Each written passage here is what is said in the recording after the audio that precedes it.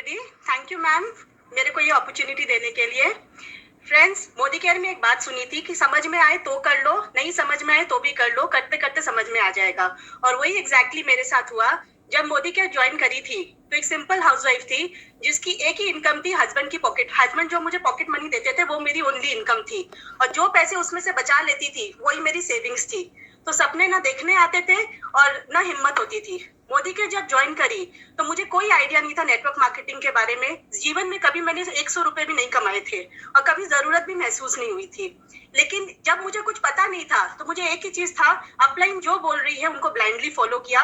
वो जो सुनने बोलती थी, सविता वर्मा जी मेरी अपलाइन है, वो मुझे जो सुनने बोलती थी मैं सुनती थी, वो मुझे जहां जाने बोलती थी मैं जाती थी। और वही करते करते जब उन्होंने बोला ड्रीम्स को डिक्लेयर करो, तो फ्रेंड्स कुछ भी लगता था कि होगा कैसे पता नहीं, लेकिन ऐसा जादू हुआ। ये एक ऐसी जादुई दुनिया है कि फॉरेन ट्रिप बोलने लगी, फॉरेन ट्रिप होने लग गए और गाड़ी डिक्लेयर करने लगी। घर में 4 गाड़ियां हैं जो कि हस्बैंड ने और ससुर ने खरीदी है, पर मोदी केयर से मुझे 9 लाख की गाड़ी कंप्लीटली फ्री ऑफ कॉस्ट में मिली, वो भी कम से कम 50 किलो की माला के साथ। फ्रेंड्स, यही बोलूंगी, एक ही चीज देखती थी सुरेखा मैडम की, एक बात बहुत अच्छी लगती थी कि किसी को देखो तो सोचो उसके 2 कान है, मेरे भी 2 कान है, उसकी 2 आंख है, मेरी भी 2 आंख है।